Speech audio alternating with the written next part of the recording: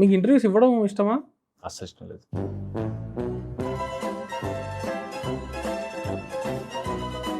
So రాత్రి 10:30 కూర్చొని ఉన్నాము. ఎందుకు? ఏంటి షెడ్యూల్ ఏం జరుగుతుంది అసలు? కంటిన్యూటీ ఇష్యూస్ ఉన్నాయి. సో ప్యారలల్గా షూట్స్, ప్రమోషన్స్ తప్పట్లేదు. ప్రీ వెడ్డింగ్ అప్పుడు ఏంటంటే ఎక్స్క్లూజివ్గా 30-40 days ప్రమోషన్ చేశాను. ఇప్పుడు షూట్స్ ప్లస్ ప్రమోషన్స్ కాబట్టి ఇప్పుడు 10:30కి మిమ్మల్ని ఇబ్బంది పెట్టి ఇప్పుడు మనం ఏం పర్లేదు చిల్లే. దీని తర్వాత మంచి ప్రోగ్రామ్ కూడా ప్లాన్ చేస్తున్నాం కాబట్టి. సో అన్ని మాట్లాడేశారుగా. పాప ప్రతాప్ అనే సినిమా వస్తుంది April 17th చూసేసేయండి. ఓకే, అయిపోయింది promotion. Let's talk about life. Interviews నుంచే మొదలు పెడుతున్నాం కదా. ఇంటర్వ్యూస్ చూస్తారా మీరు? ఇంటర్వ్యూస్ తక్కువే. అంటే ఒక పాయింట్ తర్వాత నాకు ఇవన్నీ చాలా వరకు fabricated, sugar coated, sympathy gaining ఇవన్నీ అనిపిస్తాయి. ఏదో ఎప్పుడో ఒకసారి చూస్తా. బేసిక్గా నేను యూట్యూబ్ ఓపెన్ చేస్తే చూసేది అమృతం. అన్నం తింటున్నప్పుడు ఇప్పటికి కూడా నాకు మధ్యాహ్నం అన్నం తింటే అమృతం పెట్టుకుంటా. చెప్పారు అమృతం ప్లస్ చికెన్ మొన్న ప్రణయచారి వాళ్ళ దాంట్లో చూసాను. అండ్ పాటలు, లిరికల్ వీడియోలు, తర్వాత ట్రైలర్లు, టీజర్లు, ఇవి కాకుండా నేను తక్కువే యూట్యూబ్ చూడడం. అండ్ మనం లాస్ట్ దాంట్లో చెప్పినప్పుడు ఎవరికి తెలియని సినిమాలు ఎత్తుక్కొని మరీ చూస్తుంటా. అసలు వీళ్ళు ఎట్లా తీసి ఉంటారా అని. ఆటో వెనకాల పోస్టర్ అంతే, ఇంతే నేను చూసేది. కానీ ఇంటర్వ్యూల దగ్గరకు వచ్చినప్పుడు చాలా రేర్. ఏదో ఒకటి పర్సన్ ఆర్ ఇంటర్వ్యూయర్ ఏదన్నా ఇంట్రెస్టింగ్ గ్లిమ్స్ లాగా, టీజర్ లాగా రిలీజ్ చేసినప్పుడు ఏముండి ఉంటుంది అని తప్ప చాలా తక్కువే చూడడం. ఈ మధ్య కాలంలో నేను చూసింది లాస్ట్ మీదే, రాజు వెడ్స్ రాంబాయ్ డైరెక్టర్. ఇప్పుడు ఇదేదో నేను మీరు చెప్పాలి కాబట్టి నేను ఈ క్వశ్చన్ అడిగిపిచ్చి లేదు, నేను ఇది యాక్చువల్ తెద్దాం అనుకున్నాను. నేను ఏంటంటే క్యారవెన్లో రెడీ అవుతున్నాను, నేను మేకప్ వేస్తూ ఉంటే ఏదో ఇన్స్టాగ్రామ్ రీల్స్ చూడడం అలవాటే కదా. రోజు 20 మంది నేను పంపుడు, నాకు 20 మంది పంపుడు అలవాటు. నాకు కామెడీలు, ఫన్నీ మీమ్స్ అవన్నీ మీద వచ్చింది. ఏముందిలే సినిమా రిలీజ్ ఉంది కదా, ఏదో ఒకటి ప్రమోషనల్ స్ట్రాటజీలో ఏదో మాడుతుంటారు కదా అని పెట్టా. కానీ తను మాట్లాడింది చూసి నాకు తెలియకుండా నీళ్ళు గారుతున్నాయి. నా స్టాఫ్ ఉంటారు, హెయిర్ మేకప్ స్పాట్, వాళ్ళకే అర్థం కావట్లా నేను ఎందుకు ఏడుస్తున్నాను. వాళ్ళు ఏమంటారు, స్కామ్ అయిపోయారు, నీళ్ళు ఇస్తున్నారు, కాఫీ ఇస్తున్నారు. నేను బయటికి వెళ్ళిపోయా, 2-3 ఫోన్ కొట్టా, నాకు అబ్బాయి నెంబర్ కావాలని. ఏంటంటే అతను ఏదైతే మాట్లాడాడో అవన్నీ నేను గోత్రు అయినవే. అంటే ఒక ఆనెస్టీ కనిపించింది నాకు. ఏదో సినిమా రిలీజ్ ఉంది కాబట్టి మనం సోదేయాలి కాకుండా. సో జెన్యూన్గా నాకు ఆ మనిషి నచ్చి నేను అతన్ని కలవాలని నేను అతను ఎమ్మడపడ్డా. ఎక్కడున్నావు, ఎప్పుడు కలుద్దాం. ఫ్రీక్వెంట్గా నేను అతను ఫాలో అప్ చేస్తుండే. విచిత్రం ఏంటంటే ఆఖరికి నా సినిమా ఇద్దరికి కుదరలేదు. నా సినిమా ట్రైలర్ లాంచ్ లో ఆ క్లిప్ చూసా, పాపం స్టార్ అని ఆయననే కదా పేరు పెట్టింది. తక్కువ ఇంటర్వ్యూలు చూడడం. ఇప్పుడు ఒక మాట అంటారు కదా, ఇంటర్వ్యూస్ అంటే టు అన్ ఎక్స్టెంట్ ఆ సింపతి గెయినింగ్ కి ఆ షిట్ అంతా ఉంటది. ఆనెస్ట్ గా ఉండగలిగే స్పేస్ ఒకటి ఉందా ఇండస్ట్రీ? నేను ఇండస్ట్రీ అనట్లే, లైమ్ లైట్ గురించి మాట్లాడుకుని ఒక ఒపీనియన్ అంటే నేను వద్దులేండి, నేను చెప్తే ర్యాంట్ మోడ్ లాగా అయిపోద్ది, కానీ మీరే చెప్పండి. హానెస్ట్గా ఉండగలిగే, నాకు ఏమనిపిస్తుందో అది చెప్పగలిగే ఒక స్పేస్ ఉందో హానెస్ట్గా చెప్పండి. మామూలుగా యాక్టర్కే కాదు, మనిషి కూడా చాలా ముసుగులు వేసుకుంటాడు. ఒక మొహం ఉంటుంది, ఆ మొహం మనకు మాత్రమే తెలుస్తుంది. ఈవెన్ వైఫ్కి, ఫ్రెండ్కి, పేరెంట్స్కి కూడా చూపించాం అది. సో అలాంటప్పుడు మనిషి ఒకటే మొహం ఉందని నేను నమ్మను.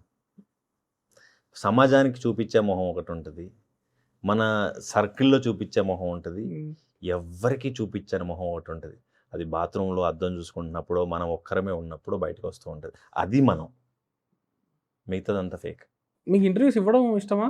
అస్సలు ఇష్టం లేదు. చూస్తే అలా అనిపిదు యాక్చువల్లీ. అంటే నాకు బేసిక్గా మాట్లాడడమే పెద్ద ఇష్టం ఉండదు. ఎందుకు అంటే నా వాట్సాప్ చాట్ చూపిస్తే నాకు బ్రహ్మానందం గారు సగం కాపాడుతున్నారు నన్ను. ఏంటంటే స్టిక్కర్స్, మీమ్స్ అనే వస్తాయి కదా, వాటితో నన్ను తిట్టేటోళ్ళు ఉన్నారు. అరే మాట్లాడరా, వర్డ్స్లో పెట్టరా నువ్వు చెప్పేది అని. ఒక మీమ్తో పని అయిపోద్ది. అది నవ్వినట్టో, ఏడిచినట్టో, వెళ్ళిపోతున్నట్టో, ఏదో ఎక్కిరించినట్టో ఏదో ఒకటి ఉంటుంది. చాట్ చేయడం, టైప్ చేయడం ఒక చిరాకు, మాట్లాడడం ఇంకా చిరాకు నాకు. చిన్నగా ఉన్నప్పటి నుంచి కూడా ఏంటంటే ఇంట్రోవర్ట్ అయ్యి ఉండడము, లేకపోతే ఎక్కువ ఎవరితో కలవకపోవడము, చాలా లిమిటెడ్ సర్కిల్ ఉండేది నా స్కూల్లో కానీ, క్రికెట్లో కానీ. పెద్ద మాట్లాడడం పెద్ద నాకేం నచ్చదు. ఈ ఇంటర్వ్యూస్ ఏంటంటే ఇవి కంపల్సరీ అయిపోయాయి సినిమా ప్రమోషన్స్లో భాగంగా. సో ఇష్టం ఉన్నా లేకపోయినా అడిగిన క్వశ్చన్ మళ్ళీ అడిగిన అంతే ఓపిక్గా అవే క్వశ్చన్స్కి అవే ఆన్సర్లు. ఎన్ని సినిమాలు రిలీజ్ అయినా అవే ఆన్సర్లు వస్తాయి. నాకు ఒకసారి అనిపిస్తుంది ఇంకా నేను చెప్పడానికి ఏం మిగలలేదు. నేను చదువుకున్నా, థియేటర్ ఆర్ట్స్ చేసిన, నాటకాలు వేసిన, నేను రేడియో జాకీ, అయిపోయింది. అది అడుగుతుంటారు ఇంటర్వ్యూ పెట్టుకుందామంటే ఏం లేదు ఇంటర్వ్యూలో చెప్పడానికి. ఏముంది మాట్లాడడానికి? చెప్పేసి ఆల్రెడీ మొత్తం చెప్పేసాను. ఇంకెవరికి తెలియదు ఏముందంటే ఏదన్నా టాపిక్ మీదో లేకపోతే పర్సనల్ లైఫ్లో ఏదైనా జరిగిన ఇన్సిడెంట్ యాక్సిడెంట్ తప్ప ఏం లేదు. అవి అవసరం లేదు జనాలకి, అంతే. అవి అవసరం లేని ఏ క్వశ్చన్స్ మీకు చిరాకు వచ్చేసినాయి ఆన్సర్ చేసి? ఈ సినిమా మీరు ఎందుకు ఒప్పుకున్నారు? యాక్ట్రెస్ తో ఏమనిపించింది? అంటే డైరెక్టర్ ఈ కథ చెప్పినప్పుడు ఏం చూసి ఒప్పుకున్నారు? ఏం చెప్తాము, అవే క్వశ్చన్స్ అవే ఆన్సర్. నచ్చి ఒప్పుకుంటాము. కో యాక్టర్లతో ఎలా ఉండింది, ఈ తర్వాత ఈ కథలో మీరు ఏం చెప్పాలనుకుంటున్నారు, ఈ సినిమా ఎందుకు చూడాలి, సినిమా ఎందుకు చూస్తాం, నచ్చితే చూస్తాం, నచ్చపోతే చూడం. ఏ యాక్టర్దైనా ఏ లాంగ్వేజ్దైనా సింపుల్. అండ్ కొన్నిసార్లు కొంతమంది జర్నలిస్టులు నాకు ఎందుకు ఇంటర్వ్యూలు నచ్చవు అని ఇందాక అడిగారు చూసారా, అంటే వాళ్ళకున్న తెలివి ప్రదర్శించాలనుకుంటారా, లేకపోతే ఇలా అడిగితేనే గొప్ప వాళ్ళం అని అందరూ గుర్తిస్తారనుకుంటారు, కానీ ట్విస్ట్ చేసి కాంట్రవర్సీ చేయాలనో లేకపోతే ఇబ్బంది పెట్టాలనో దానివల్ల ఏమొస్తుందో నాకు తెలీదు. చిన్న జీవితం, ఏదో పని చేసుకుంటున్నాం, అందరం హ్యాపీగా ఉండొచ్చు కదా. మళ్ళీ దాన్ని ఒక నాకు ఇంకా యూట్యూబ్ ఇంటర్వ్యూస్ ఇంకొక రకమైన చిరాకు ఏంటంటే తమ్నైల్స్. నేను చాలాసార్లు ఫైట్ చేసిన సందర్భాలు ఉన్నాయి, ఎందుకు వేసావు నువ్వు ఆ తమ్నైల్ అని. నేను చెప్పిన దానికి దీనికి సంబంధం లేదు, అండ్ కాంటెంట్కి నువ్వు వేసిన దానికి సంబంధం లేదు. ఎందుకు వేసావంటే వ్యూవర్షిప్ రావాలంటే వేయాలండి. వై వ్యూవర్షిప్ రావాలంటే నువ్వు కాంటెంట్ మీద కాన్సన్ట్రేట్, తమ్నైల్ మీద ఎందుకు? చెప్పని మనిషి నేను చెప్పని దానికి నా పేరు పెట్టి రాయొద్దు కదా. నేను చెప్పని దానికి వైట్ పేపర్ మీద మొత్తం కాంటెంట్ రాసి నాతో సంతకం పెట్టించొద్దు కదా. అందుకు కూడా నాకు సగం నచ్చదు ఇంటర్వ్యూ. సో ఇంటర్వ్యూలో కూడా ఒక రకమైన పర్ఫార్మెన్స్ అయినా అది కైండ్ ఆఫ్ మొనాటనీ పర్ఫార్మెన్స్. అంటే ఇంకా అదే నాటకంలో మేము ఎట్లయితే 20 సార్లు రిహార్స్ చేసి స్టేజ్ ఎక్కుతాము, ఇది కూడా చెప్పిందే చెప్తాం. ఈ ఇంటర్వ్యూలో అదే చెప్తాం, నెక్స్ట్ ఇంటర్వ్యూలో అదే చెప్తాం, ఏముండదు. ఇందాక ఒక మాట అన్నారు కదా, చిన్న జీవితం హ్యాపీగా ఉండొచ్చు కదా అని. తిరువీరికి ఈరోజు సినిమాని దాటి హ్యాపీనెస్ ఇచ్చే విషయాలు ఏంటి? నేచర్. అవును, ఆ రోజు మీరు మా టెర్రస్కి వచ్చి చెట్లు అవన్నీ ప్లాంట్స్ అన్ని చూసి ఈరోజు పైన చేస్తామేమో అనుకున్నా. ఓ లేదు, సమ్మర్ ఉక్కబోస్తుంది బయట. యా, అది చూసి చాలాసేపు ఒక అరగంట ఒక 20 నిమిషాలు చెట్ల గురించి మాట్లాడి ఇంట్లో నేను ఇదే సెటప్ చేద్దాం అనుకుంటున్నా అని చెప్పారు. నాకు సరే ఇంకోటి చెప్తా. నేచర్ అండ్ నాకు బాబు పుట్టాడు 4 months back. Oh wow, okay, congrats. Thank you. And వాడిని చూడగానే ఫస్ట్ వాడి నిద్ర నుంచి లేచిన నేను ఇంటికి వెళ్ళినా వాడు నన్ను చూడగానే నవ్వుతాడు. ఇంకా ఆడు నవ్వినప్పుడు ఆడు మొహం చూస్తే ప్రపంచం స్తంభించింది అంటారు కదా, ఏం గుర్తుండదు. షూటింగ్ ఉందా, డబ్బులు ఉన్నాయా, ఇప్పుడు ఎక్కడికి వెళ్ళాలి, ఎవరు వస్తున్నారు, ఏమి ఆడు మొహం అలా నవ్వుతూ చూస్తే అన్నీ మర్చిపోవచ్చు. సో నేచర్కి వద్దాం. బాబు పేరు పెట్టారు Atharv. Nice nice nice. So nature, చెట్లు ఏదైతే ఉందో, చెట్లు, సముద్రం, కొండలు, బర్రెలు, పిట్టలు, ఏదైనా సరే ఎక్సెప్ట్ మనుషులు. నాకు చాలా హ్యాపీగా అనిపిస్తుంది, చాలా కంఫర్టబుల్ ఉంటాను నేను. అంటే వాటి నుంచి ఏ ఎక్స్పెక్టేషన్ ఉండదు. మేబీ నీళ్ళు అడుగుతాయి చెట్లు, కేర్ అడుగుతాయి, ఏదైనా పురుగులు పడతాయో లేకపోతే తప్ప పెద్ద ఏం కంప్లైంట్స్ ఉండవు, ఎక్స్పెక్టేషన్స్ ఉండవు, ఏమి ఉండవు. హ్యాపీగా ఉంటుంది నాకు. అంటే ఎందుకు అంటే చిన్నప్పటి నుంచి మేము వ్యవసాయ ఫ్యామిలీ అవడంతో తెలియకుండానే ఆ చెట్లు, కూరగాయలు, ఆ పంటలు అలవాటు. అండ్ నాకు మోర్ అంటే ఆ గ్రీనరీ ఎందుకో నాకు వీళ్ళు ఉంటారు హీలింగ్ అంటారు కదా, ఈ చక్రాసి. నాకు ఎంతమంది వీళ్ళు కలిసినా కూడా నీ హృదయ చక్ర బాగుంది అంటారు. హృదయ చక్ర అంటే గ్రీన్ అంట. సో నాకు తెలియకుండానే నాకు గ్రీనరీ కనబడితే నేను అక్కడ ఆగిపోతా. అది చిన్నప్పటి నుంచి. నేను ఫస్ట్ జీన్స్ ప్యాంట్ కొంది నేను పండించిన సొరకాయలు అమ్మి. Oh lovely. 150-200 రూపాయలు అప్పుడు. అది మేబీ 90s లో, ఇప్పుడు 98-99 టైం షాద్నగర్లో జీన్స్ ప్యాంట్. అందరికి జీన్స్ ప్యాంట్ మా నానేమో బట్టలు తెచ్చి కుట్టించేవాడు. ఇది క్లాత్, కాటన్ క్లాత్ లాంటిది. అది ఏం ప్యాంట్ అయి ఉంటుంది, వెరైటీగా ఉంది, ఇది వేసుకోవాలి ఒక్కసారి అన్నాను. కానీ ఇంట్లో అడగలేము, పరిస్థితి తెలుసు కాబట్టి. కానీ అలా సొరకాయలు ఇంటి మీదకి పాకిచ్చి 4-5-3-4 అయితే ఊర్లలో ఒక మంచి ఏంటంటే కోఆపరేట్ చేసుకుంటారు ఒకరికొకరు. మనం మార్కెట్కి వెళ్ళే వాళ్ళకి ఇచ్చేస్తే వాళ్ళు అమ్మి మనకు డబ్బులు తెచ్చిస్తారు, మనమే వెళ్ళక్కర్లా ఎవ్రీ టైం. కొన్ని ఉన్నప్పుడు. సో అట్లా డబ్బులు జమ చేసి జీన్స్ ప్యాంట్ కొన్నాను. నేచర్ షార్ట్ ఫిల్మ్ తీయాలని కూడా ఉండే. యాక్చువల్లీ స్టోరీ ఇది. ఒక టీనేజర్ అప్పుడు మీరు బచ్చా బ్రో. మేబీ నేను 6th 5th. సారీ మరి మీ ఏజ్ మరి ఎక్కువ పెంచి చెప్పా. 5th 6th. ఓకే, ఒక 5th క్లాస్ పిల్లోడు సొరకాయలు అమ్మి ఎట్లా జీన్స్ కొనుక్కున్నాడు అనేది it's a very cute story. And ఇంకొకటి ఉంది నాకు షార్ట్ ఫిల్మ్ ఐడియా. నాకు ఇది కూడా నాకు ఎవడన్నా FTI ఎవరు దొరికితే నాకు అడితో చేయించుకోవాలని ఉందండి. నాకు వాళ్ళు చదువుకొని వస్తారు కదా, నాకు ఎందుకు తెలియని రెస్పెక్ట్. నాకు NSD వాళ్ళన్నా, FTI వాళ్ళన్నా, HCU వాళ్ళన్నా ఎందుకు తెలియని రెస్పెక్ట్. థియరీ చాలా గట్టిగా ఉంటుంది. Even practicals. మా ఇంట్లో కరెంట్ ఉండేది కదా, కందిలు ఉండేది. కందిలు అంటే లాంతర్. మా నాన్న రోజు సాయంత్రం దాని అద్దాన్ని తుడిచేసి దాంట్లో కిరోసిన్ ఉందా లేదో చెక్ చేసి బత్తి పైకి లాగి నీట్గా పెట్టేవాడు. దాని దగ్గర చదువుకున్న రోజులు ఎక్కువ ఉండేది. సో తర్వాత కరెంట్ కావాలి. కరెంట్ అంటే ఇది అసలు చిన్న బల్బ్ వస్తుంది, బెడ్ లైట్ కంటే తక్కువ ఉంటుంది. అప్పుడు ఫిలమెంట్ ఉంటుంది లోపల, బెడ్ లైట్ చిన్నది. అది ఒకటే బల్బు మా ఇల్లులో 5 రూమ్లు ఉండేవి ఊర్లో. పక్కింట్లోంచి వాళ్ళు ప్లగ్ పెడితే మాకు వస్తుంది. అది సాయంత్రం పెట్టి పొద్దున్న తీసేసేవాళ్ళు. తర్వాత ఆ లైట్ చూసాం. ఆ లైట్ వచ్చిన రోజు నా హ్యాపీనెస్, ఆ నాలో ఉన్న పిల్లోడు ఎంత హ్యాపీగా ఉన్నాడంటే, షార్ట్ ఫిల్మ్ కోసం నేను అనుకుంది ఇది. అంటే జరిగింది, నేను ఎక్స్పీరియన్స్ చేసింది ఏంటంటే, మా ఇంట్లో కరెంట్ ఉంది తెలుసా ఇప్పుడు అని. ఆ కరెంటుది సాయంత్రం వస్తుంది, పొద్దున్న తీసేస్తారు. వాళ్ళకి నెలకి ఎంతో డబ్బులు అయ్యేది, 5 రూపాయలు 10 రూపాయలు అప్పుడు చాలా ఎక్కువ, కూలి కూడా అంతే ఉంటుంది పర్ డే. సో దీని తర్వాత పెద్ద బల్బ్ వచ్చింది, బెడ్ లైట్ కంటే పెద్ద బల్బ్. అప్పుడు ఇంకా పెద్ద వెలుతురు వస్తుంది, మా ఇంట్లో కరెంట్ ఉంది తెలుసా అని. అది సెలబ్రేషన్. దాని తర్వాత మేము ఎప్పుడైతే ఓల్డ్ సిటీకి వచ్చామో ఊరు నుంచి, కొన్ని రోజులు నాకు ఎట్లయితే ఒక హిట్ సినిమా తీస్తే హ్యాపీనెస్ వస్తుందో, ట్యూబ్ లైట్ చూస్తే హ్యాపీనెస్ వచ్చింది. తెల్ల లైట్, ఎర్ర లైట్ కాదు, అప్పటి వరకు మాకు తెలిసింది ఎర్ర లైట్. తెల్ల లైటు, పొడు బల్బు, ఇంట్లో వెలుతురు వస్తుంది, తెల్లగా వస్తుంది, ఇట్లా వస్తుంది. మా ఇంట్లో ట్యూబ్ లైట్ ఉంది తెలుసా. ట్యూబ్ లైట్, ఫ్యాన్ మా ఇంట్లో 9th క్లాస్ ఉన్నప్పుడు కొన్నాం మేమున్న రెంటెడ్ హౌస్లో. ట్యూబ్ లైట్ ఉంది అండ్ ఫ్యాన్ ఉంది. ఫ్యాన్ కొన్నాం అప్పుడు ఎండాకాలం. సో ఫస్ట్ టైం ఫ్యాన్ చూసింది నేను 9th class 2002. So tube light, fan అన్నది నా జీవితంలో చాలా పెద్ద విషయాలు. ఫ్యాన్ వేసుకోవచ్చు, మా ఇంట్లో వైట్ లైట్ ఉంది, ట్యూబ్ లైట్ ఉంది అని. నాకు దీన్ని సినిమా తీయాలని ఉంటుంది, అది షార్ట్ ఫిల్మ్ తీయాలని ఉంటుంది. అంటే ఇవన్నీ జనరల్గా మనం గ్రాంటెడ్గా తీసుకునే విషయాలు బేసికలీ. బ్రో కందిలో చదువుకున్నాం బ్రో చిన్నప్పుడు మేము. కరెంట్ పక్కింట్లోంచి ఇస్తే అది మాకు పెద్ద, అది వాళ్ళతో గొడవ పడితే మళ్ళీ కరెంట్ ఇడ్డాడు. సో వాళ్ళు చెప్పినట్టు వినాలి, వాళ్ళు ఏం చెప్పినా వినాలి. ఆ దాని నుంచి ఈరోజు సినిమా, క్యారవెన్, కారు. ఈ లైట్ అనేది మ్యాటర్ కాదు కదా ఈరోజు. అసలు ఏసీ ఏమి 2 నిమిషాలు పోతే భరించలేము, ఎట్టపోయింది కరెంట్ అని. జనరేటర్ ఆన్ అవుతుంది ఇమీడియట్గా. అప్పుడు అసలు కరెంటే తెలియదు. ఇంట్లో పాము వచ్చినా కూడా కందిలు పట్టుకొని వెళ్ళాలి, పాము వచ్చినట్టుంది చూడని. అది ఇంతకంటే బెటర్ ఏముంటుంది అంటే, ఇది షార్ట్ ఫిల్మ్ చేయాలని ఉండే నాకు ఎప్పటికైనా. అట్లీస్ట్ నేను డైరెక్ట్ చేస్తాను, కానీ నాకు ఫ్రేమ్ తెలీదు, లెన్స్ తెలీదు. ఎవరైనా తెలిసిన వాళ్ళని పెట్టుకుని ఇది షార్ట్ ఫిల్మ్ చేయాలని ఉంటుంది. ఆ సొరకాయలదైనా లేకపోతే లైట్దైనా. ఇంకేమున్నాయి బ్రో లైఫ్ ఎక్స్పీరియన్సెస్, ఈ సినిమాగా తీస్తే భలే ఉంటుందా అనే లైఫ్ ఎక్స్పీరియన్స్ అందరి జీవితంలో ఉంటాయి కదండి. ఉంటుంది బ్రో. అంటే లైక్ ఎక్స్ట్రాగా ఉన్నప్పుడు లైఫ్ ఒకలా ఉంటుంది. అంటే జూనియర్ ఆర్టిస్ట్గా ఉన్నప్పుడు అప్పుడు ఎవరు పట్టించుకోరు.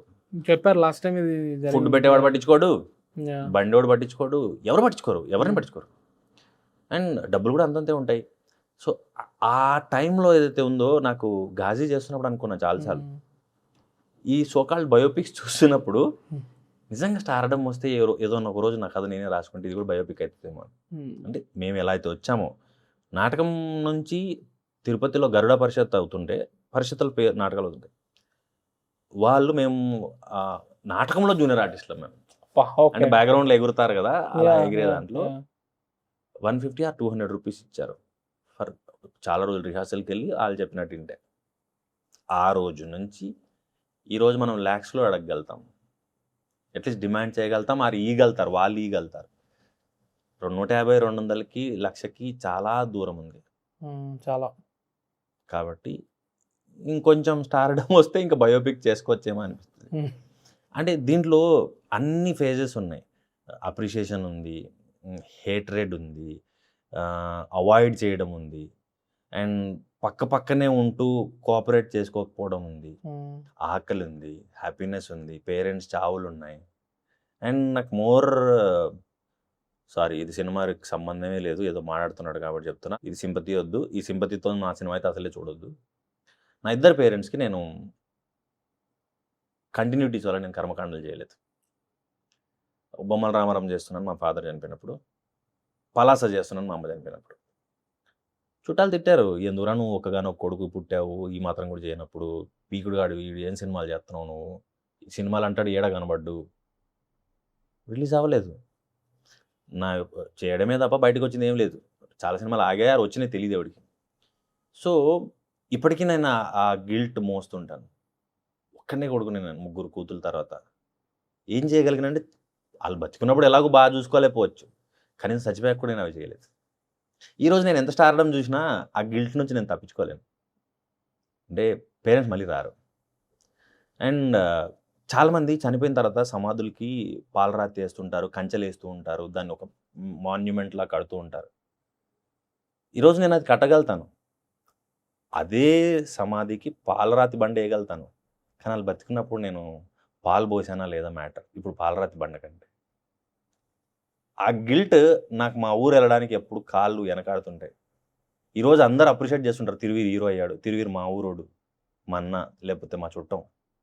కానీ నా గిల్ట్ నేను తప్పించుకోలేకపోతున్నాను. బయటికి హ్యాపీగా ఉంటాం, కానీ లోపల అది తొలుస్తూ ఉంటుంది. అంటే అన్నావు కదా బయోపిక్ అని, ఇవన్నీ కలపచ్చు. ఏంటంటే అంటే ఆ రోజు నేను ఉన్నదానికి నేను రాను, నేను గుండు కొట్టుకుంటాను, నేను చేయనని చెప్పుండొచ్చు. కానీ పేరెంట్స్ పెంచే విధానం ఒకటి ఉంటుంది. మా పేరెంట్స్ ఎప్పుడు కూడా ఒకరితో మాట అనిపించుకోకు, ఇది ఎప్పుడు చెప్పేటోళ్ళు. సో ఒకరితో మాట అనిపించుకోవద్దని కూడా నేను ప్రొడ్యూసర్ వైపే ఉండే. దెన్ వీళ్ళకి ఇవి లాస్ట్ చేయాల్సినవి చేయకుండా. అండ్ మా నాన్న చనిపోయాడు అని నాకు రియలైజ్ అయినప్పుడు నేను ఫస్ట్ కాల్ చేసింది డైరెక్టర్కి. మా నాన్న చనిపోయాడు, నాకు కంటిన్యూటీ ఇష్యూస్ రావచ్చు, మీ పని ఉన్నది ఏదో ఉంటే తొందరగా ఫినిష్ చేసుకోండి అని.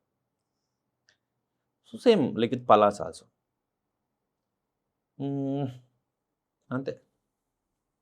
ఈరోజు జీవితంలో సినిమా is the most important thing, లేకపోతే ఈ క్వశ్చన్ నేను ఈ మధ్య నేను కొత్తగా కొంచెం ఎగ్జిస్టెన్షియల్ ఇదిలో ఉన్నా కాబట్టి అడుగుతున్నా. మన డైరెక్టర్ దుర్గా నరేష్ను కూడా ఇదే అడిగా.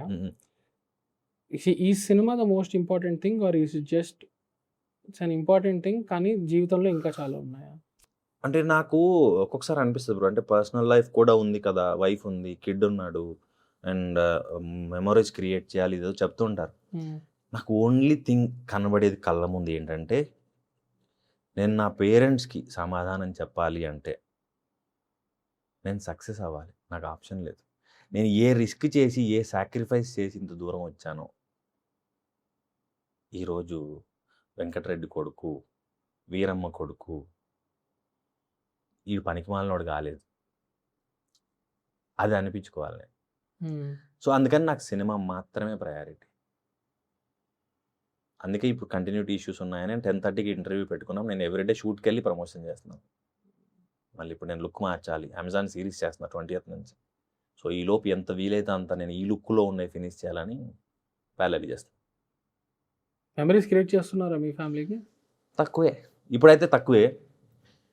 మేబీ ఇంకొంచెం లగ్జరీ వస్తే మేబీ నేను సినిమాలు చూజీగా ఉండి ఇయర్లీ 2-3 చేసుకుంటూ మిగతా టైం ఫ్యామిలీకి ఇవ్వగలుగుతానేమో. ప్రస్తుతం అయితే ఓన్లీ సినిమా మీదే ఫోకస్. ఎందుకంటే నాకు కెరీర్ స్టార్ట్ అయిందే జార్జ్ రెడ్డితో 31 years. నాకు అప్పుడు 31 ఏళ్ళు. తర్వాత కోవిడ్ వచ్చింది. ఏదైతే వచ్చిందరా మనకి బ్రేక్ అనుకున్న టైంకి మళ్ళీ కోవిడ్ వచ్చింది. అక్కడి నుంచి నేను మళ్ళీ రీఇంట్రడ్యూస్ చేసుకుంటున్నాను. నేను నా పేరు తిరువీరండి, నా హైట్ 6 అండి అని. సో అక్కడి నుంచి మళ్ళీ నాకు మసూదా వచ్చి మళ్ళీ ఇది చేసే టైంకి మళ్ళీ నా సినిమాలు ఆగాయి. సినిమాలు సిరీస్ చేస్తుంటే వరుస పెట్టి అది ఏంటో మరి డెస్టినీ ఫేట్ నమ్మాలా అని నాకు తెలియదు, మళ్ళీ ఆగాయి. మళ్ళీ ఒక పాయింట్ ఎలా వచ్చిందంటే, తిరువీరు ఎందుకు, వేరే యాక్టర్ లేడా, తిరువీరికి మార్కెట్ లేదు, మేబీ ఇంకొకరిని చూడండి, అబ్బాయి సినిమాలు ఆగిపోతున్నాయి, మేబీ ఎందుకు మనం ఆ రిస్క్ చేయడం, ఇంకొక వేరే ఆప్షన్ చూసుకుందాం. ఈ ఫేజ్ నుంచి నేను దాటుకుని మెంటలీ ఓవర్కమ్ చేసిందే ప్రీ వెడ్డింగ్ షో. అండ్ ఈరోజు నేను హ్యాపీ, ఈరోజు నేను బిజీ ఉన్నాను, సినిమాలు ప్యారలల్గా చేస్తున్నాను. ఇయర్ more than 4 రిలీజెస్ ఉండొచ్చు నాకు. నైస్. సో అట్లీస్ట్ బిఫోర్ 40 నేను పరిగెత్తాలనుకుంటున్నాను. మన చేతుల్లో ఉండదు టైం, మన చేతుల్లో మన వయసు ఉండదు, జుట్టు, ఓపిక, ఒంట్లో శక్తి ఇవి మన చేతిలో ఉండకపోవచ్చు. ఇప్పుడు నేను పరిగెత్తాలనుకుంటున్నాను. కావాలంటే 40 తర్వాత నిజంగా నేను సక్సెస్ఫుల్గా ఉంటే అలాగే కంటిన్యూ అవుతాను, లేకపోతే ఇంకా నాకు సినిమా ఇచ్చే రోల్స్ని నేను యాక్సెప్ట్ చేస్తానేమో. కానీ ఇప్పుడు నేను రన్ చేయాలనుకుంటున్నాను. నేను చూజీగా అంటే చూజీగా డెఫినెట్గా స్క్రిప్ట్ మంచిగా నచ్చితేనే, కానీ సంవత్సరానికి ఒక సినిమా 2 సినిమాలు చేసేంత రెమ్యునరేషన్ నేను తీసుకోను, అండ్ నాకు అంత తక్కువగా చేయాలని కూడా లేదు. సో ఫ్యామిలీని ప్రస్తుతానికి కొంత రిక్వెస్ట్ చేసి పక్కన పెట్టాను. ఓన్లీ ఫోకస్ ఇప్పుడు ఏంటంటే సినిమా, అట్లీస్ట్ నెక్స్ట్ 4 years. అర్థం చేసుకుంటున్నారా? అర్థం చేసుకుంటుంది కాబట్టి 10:30కి ఇంటర్వ్యూకి వచ్చా. సో ఇందాక ఒక మాట అన్నారు, నా బ్రేక్ రావడమే నాకు 31కి వచ్చింది అని. ఆ ఏజ్ అనేదాన్ని మీరు ఎట్లా చూసారు అప్పుడు? వయసు ఏంటంటే ఏజ్ నేను ఎప్పుడు కూడా నంబర్ కింద చూడలా. యూనివర్సిటీలో ఉన్నప్పుడు మా ప్రొఫెసర్స్ ఏం చెప్పారు, 30 లోపు సెటిల్ అవ్వాలి. సెటిల్ అవ్వడం ఏంటి అంటే స్థిరంగా ఉండే స్టేబుల్ ఆదాయం, ఇన్కమ్, పెళ్ళి, పిల్లలు, వాట్ ఎవర్ అయితే. అది ఎప్పుడు మైండ్లో ఉండేది. ఎందుకంటే నాకు యూనివర్సిటీలో నా కోర్స్ అయిపోయినప్పుడు నా ఏజ్ 23, 7 ఏళ్ళు టైం ఉంది అనుకునేవాడిని నేను. సో 7 ఏళ్ళలో అయిపోదా అనుకున్నాను. అది అవ్వదు, దాని టైం వచ్చినప్పుడు అవుతుంది. కానీ నాకున్న ఓన్లీ ఇది 31 అన్నది ఏంటంటే 31 వచ్చేసరికి నా ఇద్దరు పేరెంట్స్ లేరు నాతో. జార్జ్ రెడ్డికి ఏదైతే అప్రిషియేషన్ వస్తుందో నేను షేర్ చేసుకోవడానికి నా పేరెంట్స్ లేరు. ఇప్పుడు అరే భలే యాక్ట్ చేశాడు, ఈ అబ్బాయి ఎవరో కానీ చాలా బాగా చేస్తాను అన్నప్పుడు, అప్పుడు ఎప్పుడో నాటకం వేసేటప్పుడే పేపర్లో వేస్తారు కదా, ఈరోజు రంజింపజేసిన నాటిక అనేస్తే అది తీసుకొని చూపిస్తుండే, ఇగో నా పేరు వచ్చింది చూడు, నా ఫోటో వచ్చింది చూడని. అదంతా నామినల్. ఎప్పుడైతే నాకు డబ్బు వస్తుందో, ఎప్పుడైతే నాకు గుర్తింపు వస్తుందో, అది వాళ్ళకి చెప్పనప్పుడు ఎంత వచ్చినా ఓకే అనిపిస్తుంది. ఇప్పుడు నాకు ఓన్లీ ఏంటంటే ఎవడో ఒకడు ఉన్నాడులే అని కాదు నాకు కావాల్సింది. అతను తిరువీరు, అతను మంచి యాక్టర్. రేపు పొద్దున నా పేరెంట్స్కి నేను సమాధానం చెప్పాలి, అదొకటే నాకుంది. అదే వయసు. ఏ రోజైతే సక్సెస్ అవుతానో అప్పుడు కౌంట్ చేస్తాను ఆ ఏజ్. అంటే ఇప్పుడు ఓన్లీ 31 ఎందుకు చెప్పానంటే నా పేరెంట్స్ ఉండుంటే బాగుండేది అని తప్ప మిగతాది నాకు అంతే. ఇప్పుడు అక్క వాళ్ళు సెలబ్రేట్ చేసుకుంటారు, వైఫ్ సెలబ్రేట్ చేసుకుంటుంది, కానీ వాళ్ళు నాకేం చేశారో నాకు తెలుసు, నేను వాళ్ళకి ఏం చేయలేకపోయానో నాకు తెలుసు. అదొకటే రిగ్రెట్. ఇది ఇక్కడ నాకు అర్థం కాదు ఏంటంటే ఫ్రెండ్షిప్స్ అనే ఒక టాపిక్ వచ్చింది అనుకోండి, అది నాకు జెన్యున్గా కొన్నిసార్లు కన్ఫ్యూజింగ్గా అనిపిస్తుంటుంది. లైక్ ఒక పర్సన్ ఇప్పుడు మనతో జెన్యున్గానే మనల్ని ఇష్టపడి లేదా మనలో ఉన్న క్వాలిటీస్ని ఇష్టపడి, నాకు 10th క్లాస్ చదివేటప్పుడు మా ప్రిన్సిపల్ చెప్పాడు, ఫ్రెండ్ అంటే ఎవడరా అని చెప్పి డిఫైన్ చేశాడు అనమాట. నీకు నచ్చిన క్వాలిటీస్ ఇంకొకరిలో ఉంటే వాడు నీకు ఫ్రెండ్, లేకపోతే వాడిని మనం ఫ్రెండ్గా చేసుకుంటాం అని. వన్ ఆఫ్ ద డెఫినేషన్స్, ఇదే ఆబ్జెక్టివ్, ఇదే డెఫినేషన్ అని కాదు, కానీ ఆయన దాన్ని డిస్క్రైబ్ చేసిన విధానం నాకు చాలా నచ్చింది. సో అలా మనలో ఉన్న క్వాలిటీస్ను లేకపోతే మన వర్క్ను దాన్ని నచ్చి మనతో ఫ్రెండ్స్ అవుతారా అనేది ఒక డౌట్. లేకపోతే జస్ట్ మనతో ఉండడం వల్ల ఏదో ఒక స్ట్రాటజిక్ అడ్వాంటేజ్ ఉండడం వల్ల మనతో క్లోజ్గా ఉంటున్నారా, మరి అలాంటప్పుడు అది ఫ్రెండ్షిప్ కాదు, అది ఒక స్ట్రాటజిక్ అసోసియేషన్. మీరు చాలా మందితో ట్రావెల్ అవుతుంటారు కదా, హౌ డు యూ డిఫరెన్షియేట్ ఇది ఫ్రెండ్షిప్, ఇది అసోసియేషన్, అది చేయగలుగుతారా? అది ఆ డిఫరెన్షియేషన్ అయినా తెలుస్తుంది. అంటే నేను ఇప్పటి వరకు చాలా స్కూల్స్ మారాను. నేను 6th వరకు ఒకటి, 8th వరకు ఒకటి, 10th వరకు ఒకటి, ఇంటర్, డిగ్రీ, పీజీ, ఇలా రకరకాలు మారా. 10th వరకు చదివిన ఫ్రెండ్స్ కొంతమంది మిగిలారు, ఇంటర్మీడియట్ ఎవరు లేరు, డిగ్రీ ఉన్నారు, పీజీ నుంచి మళ్ళీ ఇక్కడ మేము ఆల్రెడీ ప్రొఫెషన్ యాక్టింగ్ కాబట్టి చాలా తక్కువ. కానీ ప్రొఫెషన్కి వచ్చాక ఇవన్నీ 99.99% కపట స్నేహాలు, ప్రేమలే, అవసరాలు, మొహమాటాలు, ఏదో ఒకటి ఉంటుంది. కానీ నాకు ఎందుకు ఆ స్వచ్ఛత ఇండస్ట్రీలో కనబడలా. అది మేబీ యాక్టర్ టెక్నీషియన్ మంచి ఫ్రెండ్స్ అవుతారేమో, దెన్ యాక్టర్. Okay, explain. అంటే సేమ్ ప్రొఫెషన్ కదా. నేను యాక్చువల్గా నా థియేటర్ గ్రూప్ పేరు పాప్కార్న్ థియేటర్. సో ముంబైలో అప్పుడెప్పుడు కల్చర్ ఉంది ఏంటంటే ఆడిషన్స్ గురించి ఇన్ఫర్మేషన్ షేర్ చేసుకుంటారు, ఎవడు క్రాక్ చేస్తే వాడు మిగతా వాళ్ళందరికి ట్రీట్ ఇస్తాడు. ఇది నాకు చెప్తే విన్నా నేను, అరే భలే ఉంది కదా, హెల్దీగా అనిపించి నేను పాప్కార్న్ అని చెప్పేసి థియేటర్ గ్రూప్ పేరు మీద ఒక వాట్సాప్ గ్రూప్ పెట్టి, అరే నాకు తెలియదు ఆఫీస్లో ఎక్కడ ఉంటాయి, ముందు నుంచి తెలియదు, మీకు ఎవరికి ఏ ఆడిషన్ తెలిసినా ఇందులో పడేయండి, కాస్టింగ్ కాలం వచ్చిందా, లేకపోతే ఒక పర్సన్ వచ్చి అడుగుతున్నాడా, ఈ ఏజ్ గ్రూప్ కావాలి, అంకుల్ కావాలి, పిల్లలు కావాలి అని అడిగితే ఇందులో షేర్ చేసుకొని ఎవడో ఒకటి హెల్ప్ అవుతుంది, తొందరగా పని అవుతుంది అన్నదానికి గ్రూప్ క్రియేట్ చేశాను. నేను స్టార్ట్ చేసి ఒక 7-8 మందిని యాడ్ చేశాను. అది 15 అయింది, 20 అయింది. నేను తప్ప ఎవడు పోస్ట్ చేయకపోయేవాడు అందులో.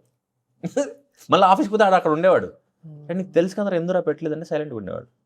చూసా ఆ పాయింట్ నేనే ఎగ్జిట్ కొట్టాను. మొన్న ఎవరో చెప్తున్నారు అందులో more than 700 people ఉన్నారండి ఇప్పుడు. అది ఉంది ఆ గ్రూప్, మీరు ఫౌండింగ్ మెంబర్. నేను అప్పటికీ చెప్పా ఏంటంటే, ఒరే నువ్వు సూట్ అయినట్టుగా ఇంకోటి ఉండకపోవచ్చు, నీ హైట్ వేరు, ఇంకొకటి టాలెంట్ వేరు, ఇంకోటి కలర్ వేరు. ఏంటంటే వాడికి చెప్పకుండా నేను వెళ్తే నాకు వస్తుందేమో ఆ రోల్. ఇన్సెక్యూరిటీ. సో ఇవి ఎక్కువ యాక్టర్ ఫ్రెండ్స్ ఉన్నప్పుడు. అదే యాక్టర్ టెక్నీషియన్ అయితే ఆడికి ప్రాబ్లం లేదు కదా, ఇతను ప్లేట్ అతను లాక్కొని అతను పెట్టి. సో కానీ నాకు స్కూల్ అండ్ డిగ్రీ ఫ్రెండ్సే అండ్ కొంతవరకు పీజీ కూడా తక్కువ, ఒకరిద్దరు తప్ప. స్కూల్ అండ్ డిగ్రీ ఫ్రెండ్స్ నాకు మోర్ క్లోజ్ ఇప్పటికి కూడా. అండ్ నాకు ఎవ్రీ ఫేజ్లో వాళ్ళు ఉన్నారు. ఈవెన్ నా పేరెంట్స్ బాగాలేనప్పుడు ఉన్నారు, వాళ్ళు చనిపోయినప్పుడు ఉన్నారు, నేను కెరీర్లో స్ట్రగుల్ అవుతున్నప్పుడు ఉన్నారు. ఇప్పటికీ నేను ఎప్పుడైనా డల్గా అనిపిస్తే నాతో వచ్చేస్తారు, ఇంటికి వస్తారు, నాతో టైం స్పెండ్ చేస్తారు, ఫోన్ మాట్లాడతారు. అది కదా ఫ్రెండ్షిప్. అది ఇంపార్టెంట్. అది నేను వాళ్ళకి ఏం చేయట్లేదు, వాళ్ళు నాకేం మాట బ్రో. నువ్వు రూపాయికు మందు తాకు, ఆడితో రోజు వెళ్ళి సాయంత్రాలు కూర్చొని సోది పెట్టకు. ధైర్యం ఉన్నారు అన్న ధైర్యం ఉంటుంది చూసారా, అది చాలా పెద్దది. అదే ఫ్రెండ్షిప్. ఎక్స్పెక్టేషన్ ఏం ఉండకూడదు. నేను అందుకే నేచర్ అన్నాను ఇందాక. నేచర్ బ్రో, సముద్రం ఒడ్డున కూర్చుంటే అది ఏం ఎక్స్పెక్ట్ చేస్తుంది మనకి? కానీ అది ఎందుకో మూడ్ను బట్టి హ్యాపీగా ఉంటే హ్యాపీగా, సాడ్గా ఉంటే సాడ్గా అన్నట్టు మనకి ఎంత ఏమంటారు, ఎంతసేపు కూర్చొని ఏం అనిపిద్దు. అబ్సల్యూట్లీ. కానీ మనిషి అలా కాదు. నాకు సత్యమే శివం అనేది సినిమా చాలా, మొన్న కూడా చెప్తున్నాను, నాకు ఎంత ఇష్టం అంటే ఆ సినిమా. ఇది కదా మనిషిలా బతకాలి అనిపిస్తుంది. అందరిలోనూ ఫ్లాస్ ఉంటాయి, స్టిల్ కొంచెం ఏమంటారు కైండ్ హార్టెడ్గా ఉండొచ్చు, హేట్రెడ్ని తగ్గించుకోవచ్చు. అండ్ ఈ యూట్యూబ్, ఇన్స్టాగ్రామ్, ఈ సోషల్ మీడియా ఏదైతే ఉందో, నేను ఇందాక చెప్పాను కదా, మా పేరెంట్స్ ఒకటి చిన్నప్పటి నుంచి చెప్పేవాళ్ళు, ఒకరితో మాట అనిపించుకోకూడదు, జాగ్రత్త అని. ఆ మాట అనిపించుకోవడానికి నేను సైకిల్ కూడా అడిగేవాను కదా పక్కన నేర్చుకోవడానికి. కింద వేస్తే దానికి గీత పడితే మళ్ళీ ఏమని అంటారేమో. అండ్ బండి కూడా నేను చాలా లేట్గా నేర్చుకున్నాను. ఏంటంటే ఎవరిని అడుగుతాం, ఒకవేళ కింద వేస్తే మళ్ళీ ఏమంటారు అని.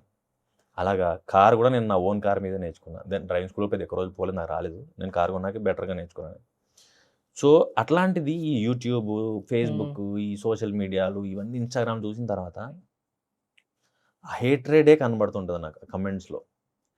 అది ఎందుకు అన్నది నాకు తెలియదు, కానీ ఆ ఫ్రస్ట్రేషను, ఆ కోపము, ఆ చిరాకు ఎందుకు వస్తుంది, ఎవరి మీద వస్తుంది తెలియదు. కానీ ఈ ఒకరి మీద ఒకరు ఏది పెట్టినా, అది మంచికి పెట్టినా చెడుకు పెట్టినా, అది ఎలా అయిపోయిందంటే కులం, ప్రాంతం, మతం, హీరో, పొలిటీషియన్, అది ఏ పేరైనా పెట్టు, దాని మీద ఒక గ్రూపులు, దాని మీద డిస్కషన్లు, దాని మీద అబ్యూజివ్ కమెంట్లు.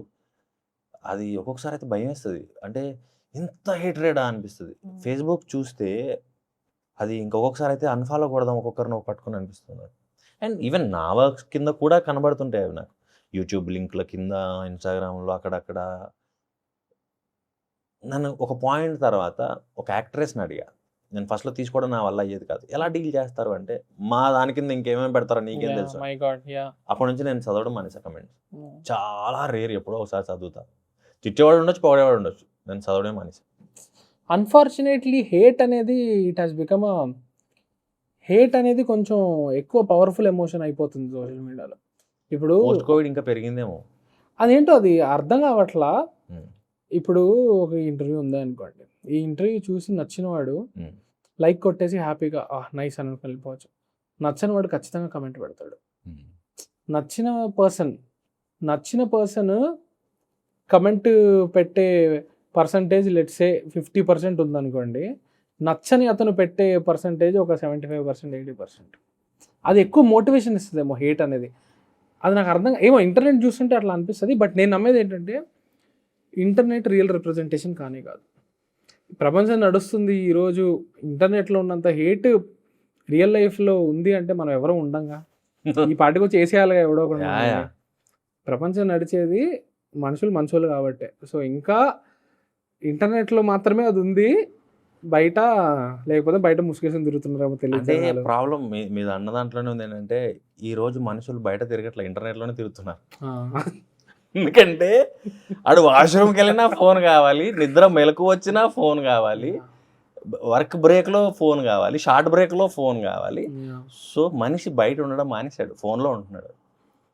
సో తెలిసిన ప్రపంచమే అది అయిపోయింది. అంటే ఆ హేట్ని స్ప్రెడ్ చేసి ఆ ప్రపోర్షన్ ఉంది కదా, ఆ పర్సంటేజ్, అది నాయిస్ ఎక్కువ చేస్తుంది కానీ సంఖ్య తక్కువ అని నేను నమ్ముతాను.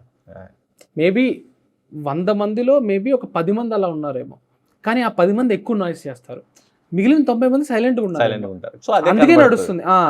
కనపడేది మనకు నెగిటివిటీ మాత్రమే కనిపిస్తుంది, మంచి వాళ్ళు సైలెంట్గా ఉంటారేమో అనేది. లేకపోతే ఏం ఎక్స్ప్లెయిన్ చేస్తుంది? అంత హేట్రెడ్ ఉంది అంటే ఉండకూడదు కదా ఈరోజు. అంటే మనుషులు తీసుకోవడంలో రకరకాలు ఉంటాయి. అంటే అందరూ స్ట్రాంగ్ విల్ పవర్ ఉన్నోళ్ళు ఉండకపోవచ్చు. సెన్సిటివ్ పీపుల్ ఉండొచ్చు, వీక్ మైండ్ సెట్స్ ఉండొచ్చు, దాన్ని ఇంకెలా చెప్తాము, వల్నరబుల్ సిచ్యువేషన్స్లో ఉండొచ్చు. ఒక మనిషి బయటికి వస్తున్నాడంటే ఆడికి ఏమవుతుందో, ఆడు ఎలాంటి పరిస్థితుల్లో ఉన్నాడో ఎవరికి తెలియదు. ఆడు సైకాట్రీ సెషన్ నుంచి ఉండొచ్చు, ఇంట్లో గొడవపడి ఉండొచ్చు, ఆకలితో అప్పుల్లో ఉండొచ్చు. అలాంటి వాళ్ళు ఎలా తీసుకుంటారు? అది నా ప్రాబ్లం. నేను నమ్మేది ఏంటో తెలుసా, మనం ఏదో మన పని మనం మాట్లాడుకుని వెళ్ళిపోయాం. ఒకరు వచ్చి మనల్ని అప్రిషియేట్ చేస్తున్నారు అనుకోండి, అది వాడి మంచితనం. ఒకడు వచ్చి మనల్ని తిడుతున్నాడు అనుకోండి, అది అతని ప్రాబ్లం. సో నువ్వు మనల్ని పొగిడినా తిట్టినా it is a reflection of you, it is not a reflection of me. Anshu గారు ఉన్నారు కదా మన్మధుడిలో హీరోయిన్, ఆవిడ యాక్చువల్లీ సైకాలజిస్ట్. ఆవిడని ఒకసారి ఇంటర్వ్యూ చేశాను నేను. అప్పుడు ఆవిడ బ్యూటిఫుల్ విషయం ఒకటి చెప్పారు. అదేంటంటే లెట్స్ సే ఆవిడ కూతురుకు చెప్తారంట ఆవిడ, స్కూల్లో నీతో ఎవడన్నా కానీ వచ్చి నాస్టీగా బిహేవ్ చేశాడు, ఏదన్నా నిన్ను హర్ట్ చేసేటట్టు మాట్లాడాడు అనుకో, అది వాడి ప్రాబ్లం. వాడికేవో అన్ని కష్టాలు ఉన్నాయి కాబట్టి, వాడి మైండ్ అంత అన్ప్లెజెంట్గా ఉంది కాబట్టి అది పక్కన వాళ్ళ పైన వేస్తున్నారు. నువ్వు అతను కానీ మంచిగా ఉంటే ఇంకో పర్సన్ హర్ట్ చేయడు. చాలా గొప్ప మాట. కానీ ఇది మాస్టర్ చేయడానికి ఒక్కొక్కరికి ఒక్కొక్క లెవెల్ పట్టొచ్చు. చాలా చిన్నప్పటి నుంచి. అంటే నా ఫ్రెండ్సే ఉన్నారు. ఒకడు ఉంటాడు, వాడు ఎలా అంటే తిట్టంటారా ఆడుగొంత నొప్పి లేదు, అది అలా. ఇంకోటి ఉంటాడు, ఎట్ట అంటావురా నువ్వు అన్నాడు, బండి వేసుకుని వెళ్తాడు. సో పర్సన్ టు పర్సన్ అదే అందరూ అదే వీళ్ళ కాన్సెప్టే. ఒక్కొక్కరు ప్రాసెస్ చేసుకునేది వేరే ఉంటుంది. అండ్ నేను నమ్మేది ఏంటంటే ఒక లెవెల్లో అది ప్రివిలేజ్ కూడా బ్రో. మనకి ఇప్పుడు నాకు బాధ వచ్చింది, మీకు కష్టం వచ్చింది, వెంటనే ఆ కష్టాన్ని పంచుకునే దానికి ఒక మనిషో లేకపోతే ఇద్దరితో కూర్చుని పంచుకోవడం అనేది అది ప్రివిలేజ్ బ్రో. చాలా మందికి లేదా, అన్ఫార్చునేట్లీ అది లేకపోవడం అనేది చాలా ప్రాబ్లం కదా. అది ఎక్కడ ఆ బాధని చెప్పుకోవాలో తెలియక, ఆ ఫ్రస్ట్రేషన్ చెప్పుకోవాలో తెలియక. మొన్న ఇన్స్టాగ్రామ్లో చూసారా, ఒకటి పెట్టాడు బీచ్లో, నేను మీ ప్రాబ్లం వినాలంటే నాకు డబ్బులు ఇవ్వండి అని. సో బేసిక్గా సైకాట్రిస్ట్లకైనా మనం చేసేది అదే, డబ్బులు ఇచ్చి పోయి బాధ చెప్తూ ఉంటాం. కానీ ఒక మనిషి మీరు అన్నట్టుగానే ఏ ప్రాబ్లం వచ్చినా, హ్యాపీనెస్ వచ్చినా ఇమీడియట్గా ఫోన్ కొట్టగలిగే మనిషి ఉన్నారంటే అలా అదృష్టం. అది ప్రివిలేజ్. ఒక బాధ వేసింది వెంటనే నేను ఫోన్ చేసి, అది రాత్రి అయినా ఏ టైంకైనా ఫోన్ చేసి నేను ర్యాంట్ చేసి నేను అది అవుట్లెట్ వెంట చేయగలిగానంటే that is next level privilege. అది ఐ డోంట్ నో, అది ఉన్న వాళ్ళకి తెలియకపోవచ్చు, లేని వాళ్ళకి తెలుస్తుంది అది ఎంత అదృష్టం అనేది. సో అదే నేను నమ్మేది అంటే బేసికల్లీ మనుషులందరూ మంచి వాళ్ళే. ఒక జోక్ ఉంటుంది బ్రో, ఏంటంటే కౌరవులకి పాండవులకి గురువు ఉంటాడు. ధర్మరాజుని దుర్యోధనుని పిలిచి, నువ్వు చూసిరాపో ప్రపంచం ఎలా ఉందో గమనించి వచ్చి చెప్పండి అని. దుర్యోధనుడు వెళ్ళేది వచ్చి అస్సలు బాగాలేదు, అందరూ లంగలు దొంగలు కొట్టుకుంటున్నారు, చంపేస్తున్నారు, దోసుకుంటున్నారు అని చెప్తారంట. ధర్మరాజు వచ్చి, అందరు మంచి వాళ్ళు, ఓరికోరు సహాయపడుతున్నారు, వ్యవసాయం చేస్తున్నారు, అన్నం పెట్టుకుంటున్నారు, హ్యాపీగా ఉన్నారు, బాగా చూసుకుంటున్నారు. సో పర్స్పెక్షన్ అదే ఏమంటారు, చూసే చూపు మ్యాటర్స్. ఇలా చూస్తేనే మనం కూడా ప్రశాంతంగా ఉండగలుగుతాం కాబట్టి ఇలానే చూడాలి. లేకపోతే అక్కడ వీడియో కింద 100 మంది బూతులు తిడతారు అంటే బతకగలుగుతామా?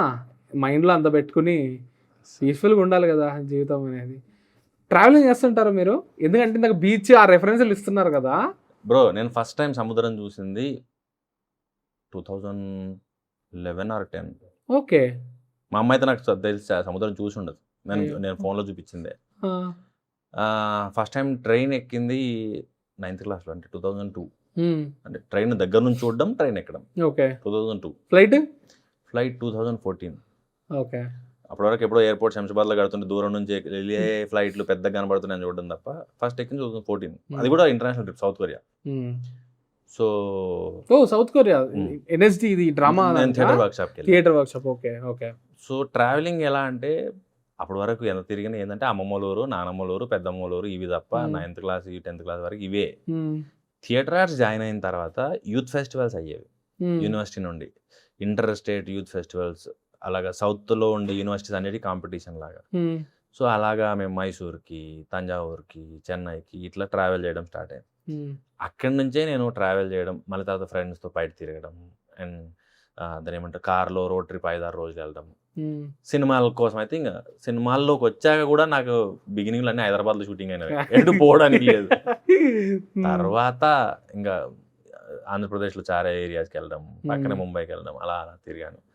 పర్టికులర్గా ట్రావెల్ చేయాలి ట్రిప్ కోసం అనేది అయితే హనీమూన్కి కాశ్మీర్ వెళ్ళడం తప్ప మిగతా వెళ్తే నాటకం మీద వెళ్ళాను, లేకపోతే సినిమా మీద వెళ్ళాను. అక్కడ కూడా వర్క్ ఆర్టే తీసుకెళ్ళింది. అదే అంటే అక్కడ ఏం ఉండదు, అంటే నాటకానికి వెళ్తాం పేరుకి.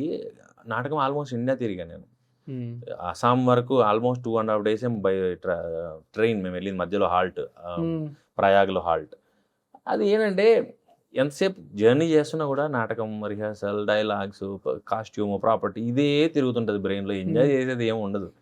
ఈవెన్ షూట్కి వెళ్ళినప్పుడు అయితే షూట్కి కొంచెం బెటర్, ఇట్లా కట్లు ఉంటాయి, ఎవరు షార్ట్ ఆల్ది, ఒక రోజు బ్రేక్ వస్తుంది, హాఫ్ డే షూట్ ఉండదు కాబట్టి తిరుగుతాం. కానీ ప్రొఫెషనల్లీ ఎప్పుడైతే వెళ్తామో ఎందుకో అది సబ్కాన్షియస్లీ అది తింటుంటుంది కాబట్టి నేను ఎప్పుడు ఎంజాయ్ చేయను. ఓకే, పర్సనల్గా వెళ్తేనే ట్రిప్, అది ఫ్రెండ్స్తో ఒక కార్ ట్రిప్ అయ్యి ఉండాలి, ఒక 4-5 రోజులు వెళ్ళాలి. ఎల్లున్నారా ఫ్రెండ్స్? వెళ్తాం. సో మనం ఏది వేస్తే అవతలోడు ఏ జోక్ వేస్తాడో తెలీదు. అంటే ఇంకా అది ర్యాంట్ అంటారు చూసారా, అది అలా రోస్టింగ్ లా ఉంటుంది బేసిక్గా. అది నా ట్రిప్, అది నేను ఎంజాయ్ చేసే ట్రావెల్. ఈ షూటింగ్స్ ఇవన్నీ పెద్ద మజా రాదు. బీచ్ పర్సనా, మౌంటైన్ పర్సనా? మౌంటైన్ అంటే మళ్ళీ గ్రీనరీ. రైట్. బట్ బీచ్ దగ్గరికి వెళ్ళి కూర్చుంటే ఎందుకో ప్రపంచంలో ఉన్న ప్రాబ్లమ్స్ అన్ని చాలా చిన్నవి అయిపోతాయి కదా. దట్స్ నాకు బీచ్ అందుకు థెరప్యూటిక్ అనిపిస్తుంది. ఒక పాయింట్ తర్వాత బ్రో అలా సైజ్ మారొచ్చు కానీ అంతే ఉంటుంది. అంటే మోరర్లెస్ ముందు వెనక్కి వస్తుంటుంది సముద్రం. ఒక పాయింట్ తర్వాత బోర్ కొడుతుంది. మౌంటైన్స్ కూడా అంతే, ఏముంటాయి మౌంటైన్స్ లో రకరకాల చెట్లు ఉండొచ్చు, పక్షులు ఉండొచ్చు, జంతువులు ఉండొచ్చు, రోడ్లు ఉండొచ్చు, అది చెప్పలేము. నీళ్లు బారుతుండొచ్చు. బీచ్ కూడా ఇసుక కలర్ వేరే ఉండొచ్చు, నీళ్ళ కలర్ వేరే ఉండొచ్చు, దాని లోపల ఉండే అక్కడ ఉండే పీతలు చెప్తున్నా. మరి మీరు మౌంటైన్స్ కూడా ఉంటాయంటే ఏమో. అంటే నేను సముద్రం దగ్గర చాలాసార్లు కొన్నిసార్లు పాటలు పెట్టుకొని కూర్చునేవాడిని. ఒక పాయింట్ తర్వాత బోర్ కొట్టేది నాకు. ఓకే, కానీ నాకు మౌంటైన్స్ దగ్గర బోర్ కొట్టదా? అది ఎంతసేపు నాకు హ్యాపీగా ఉంటుంది. ఏం చేయకుండా మీరు ఉండగలుగుతారా బ్రో? ఉండలేను, అస్సలు ఉండలేను, నా వల్ల కాదు. నేను ఒక పాయింట్లో మొన్న ఒక 1 year ఏదైతే అనుకోని పరిస్థితుల్లో బ్రేక్స్ ఏవైతే వచ్చాయో అది టఫెస్ట్ టైం నాకు. ఎలా టైం కిల్ చేయాలో తెలియదు. ఈ రోజు ఎలా వేస్ట్ చేయాలి అన్నది చాలా పెద్ద ప్రశ్న. జస్ట్ ఫర్ క్లారిఫికేషన్, ఇంట్లో ఉన్నారు, మంచిగా పడుకుని రోజుకో 2 సినిమాలు 3 సినిమాలు చూసుకుంటా, జిమ్ చేసుకుంటా, నచ్చింది తినుకుంటా, అట్లా ఈవినింగ్ వాక్స్కి అట్లా వెళ్ళి ఉండలేరా? ఉండలేను, నాలుగు కాదు. అంటే ఫస్ట్ చిన్నప్పటి నుంచి ఏంటంటే జనాల్లో ఉండడం అలవాటు నాకు. ఊరిలో, తర్వాత మా కాటిదనంగా ఎక్కువ క్రౌడ్లో ఉండడం అలవాటు. ఒక్కడిని ఐసోలేటెడ్గా ఉన్నది లేదు. ఈవెన్ నేను ఎప్పుడు హాస్టల్లో కూడా చదవలేదు, ఉండలేదు. మా పేరెంట్స్తో ఉన్నాను, లేకపోతే అక్క వాళ్ళందరితో ఉన్నాను, లేకపోతే ఫ్యామిలీలో ఉన్నాను, క్రౌడెడ్ ప్లేస్లో ఉన్నాను. ఇలాగా అంటే టీవీ ఎప్పుడైతే కోవిడ్లో ఓవర్ కన్జ్యూమ్ అయిందో రోజుకి 3 నుంచి 5 సినిమాలు చూసేవాడిని నేను. కోవిడ్లో డబల్ చిన్ వచ్చింది నాకు, ఇంతలా ఉంటాను నేను. మెట్రో కథలు, మసూద్ ఆ టైంలో. ఇంకా దాని తర్వాత ఎందుకు అంత పేషెన్స్ లేదు. మ్యాక్సిమం 1 ఫిల్మ్, ఇంకా అది కూడా చాలా ఎక్కువ. సిరీస్ ఎంత నాతోనే కాదు, ఎప్పుడో చాలా తక్కువ నేను సీరీస్లు చూడడం. అది ఈ ప్రొఫెషన్లో ఉన్నప్పుడు ఏంటంటే నేరేషన్స్ వినడం అలవాటు. ఎప్పుడైతే ఎక్కువ నేరేషన్ వింటానో ఒక బ్యాడ్ నేరేషన్ ఎంటైర్ డేని కిల్ చేసేస్తుంది. ఎంటైర్ డేని ఏదో విచిత్రంగా ఉంటుంది, ఆనందిన బుద్ధి కాదు, నిద్ర పట్టదు, చిరాకు వస్తుంటుంది, ఎవరి మీద కోపం వస్తుంటుంది. ఒక బ్యాడ్ నేరేషన్, గుడ్ నేరేషన్ మళ్ళీ అంతే ఎక్కిస్తుంది. కానీ సినిమాలు చూడడం అన్నది ఒక్క సినిమా పర్ డే ఎక్కువ అయిపోతుంటుంది నేరేషన్స్తో పాటు. అండ్ ఎప్పుడైతే ఒకే దాంట్లో రిపీటెడ్ ఏవైతే ఉన్నాయో జిమ్, టీవీ, ఫుడ్, వాక్, ఇవన్నీ రెగ్యులర్గా ఎంతకాలం చేస్తాం? 2 రోజులు ఎగ్జైట్ చేస్తాం, 3 రోజులు ఎగ్జైట్ చేస్తాం, అది బోర్ కొడుతుంది. అదే షూట్ అనుకోండి, ఒక డిసిప్లిన్ కూడా వచ్చేస్తుంది. పొద్దున 5:30కి లేస్తాం, రెడీ అయ్యి షూట్కి వెళ్ళిపోతాం. ఈరోజు వచ్చిన బ్రేక్ఫాస్ట్ రేపు రాదు, ఈరోజు వచ్చిన యాక్టర్ రేపు వస్తాడో లేదో తెలియదు, ఇంకొక యాక్టర్ రావచ్చు, డైలాగ్ మారుతుంది, లొకేషన్ మారుతుంది, ఉన్న లొకేషన్ ఉన్న సిచ్యువేషన్ మారుతాయి, ఎమోషన్, యాక్టింగ్ మారుతుంది. సో ఇది ఎగ్జైట్ చేస్తూ ఉంటుంది. ఎప్పుడైతే రిపీటెడ్గా ఇది బెడ్రూము, ఇది కిచెను, ఇది టీవీ రూము, ఇది వాకింగ్ ఏరియా అన్నప్పుడు అవ్వదు.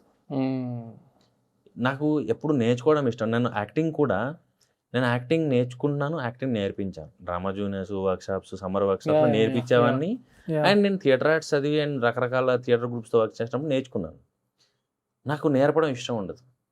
ఓకే. నేను నేర్పింది బతుకుదెరువు కోసం. డ్రామా జూనియర్స్ అయినా లేకపోతే సమ్మర్ వర్క్షాప్స్ అయినా నాకు డబ్బులు కావాలి ఇంట్లోకి ఇయడానికి, నేను బతకడానికి. దానికోసం నేను నేర్పాను కానీ నాకు నేర్పడం నచ్చదు, నేర్చుకోవడం ఇష్టం. నాకేమొచ్చు నీకు నేర్పడానికి అనిపిస్తుంది నాకు. కానీ నేర్చుకోవడానికి వాయిస్ క్లాసెస్ అవుతూ ఉంటాయి, మూమెంట్ క్లాసెస్ అవుతూ ఉంటాయి, డిక్షన్ క్లాసెస్ అవుతూ ఉంటాయి, ఏదో ఒకటి వోకల్ ఏదో చెప్తూ ఉంటాయి. అవన్నీ నేర్చుకోవడానికి బాగా ఇంట్రెస్టింగ్ అనిపిస్తాయి. అది పపెటరీ అవ్వచ్చు, లేకపోతే ఒక డాన్స్ వర్క్షాప్ అవ్వచ్చు, ఏదన్నా అవ్వచ్చు. సేమ్ వే నాకు ఈ రిపీటెడ్ ఒకే కైండ్ ఆఫ్ చేయడం నాతో, సముద్రం కూడా అందుకే బోర్ కొడతాను అదే అలలు అదే ఇసుగా. సో నాకు ఎవ్రీడే ఛాలెంజింగ్ గానో లేకపోతే మల్టీ టాస్కింగ్ గానో ఉంటే నచ్చుతుంది. గ్రేట్ ప్రీ వెడ్డింగ్ షో ఓవరాల్గా మీకు 100% సాటిస్ఫాక్షన్ ఇచ్చిందా? లేదు. అంటే నాకు సినిమా రిలీజ్ తర్వాత, నేను ఫస్ట్ రిలీజ్కి ముందు ఎక్స్పెక్ట్ చేయాల. ఓకే, ఒక ఇన్ఫాక్ట్ అంటే కాంటాక్ట్ జనాలకి ఇవ్వాలంటే సినిమాకి ముందు మనం ఇంటర్వ్యూ చేసినప్పుడు కూడా మీరు అంత హైప్ చేసి ఏం చెప్పలేదు సినిమాని.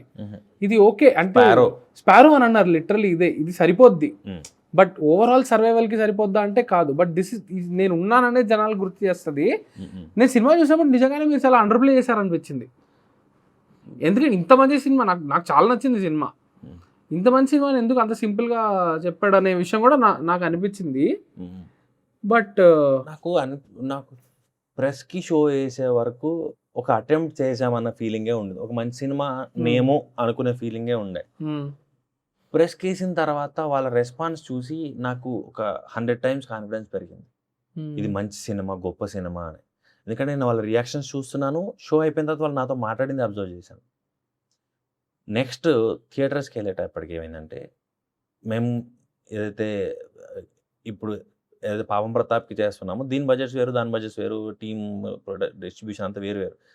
కానీ ఇంత అగ్రెసివ్గా ప్రమోట్ చేయలేకపోయాం మేము. నాకు బాధేసింది ఏంటంటే, మూసపేటలో ఏషియన్ లక్ష్మీ కళలో సినిమా ఆడుతుంది.